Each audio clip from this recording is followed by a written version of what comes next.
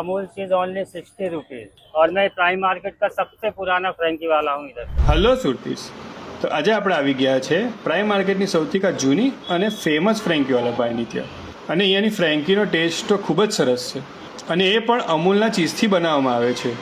તો ચલો ચાલુ કરીએ। भैया आज क्या बना रहे हो? आज चीज फ्रेंकी बना रहा हूँ, प्राइम मार्केट की स्पेशल सबसे ओल्ड फ्रेंकी। अच्छा ऐसा है। हाँ, तो ये रोटी किससे बनती है? ये रोटी मैदा, अड़द की दाल, रवा वो सब मिक्स करके बनाते हैं। अच्छा ऐसा है। और मैं प्राइम मार्केट का सबसे पुराना फ्रेंकी वाला हूँ इधर पे। अच्छा जब यहाँ पे लोग फ्रेंकी के बारे में जानते भी नहीं थे, मैं तब से फ्रेंकी बना रहा हूँ, ओके। और पुराने ही तरीके से। पुराने तरीके से। कितने साल से आप इधर? मेरी आधी उम्र निकल गई फ्रेंकी बनाते हुए। ओहो, ये क्या डाला है भैया? ये इसका कटलेस है, फ्रेंकी का कटलेस। अच्छा हाँ, इसमें हमारे थोड़े मसाले रहते हैं, आलू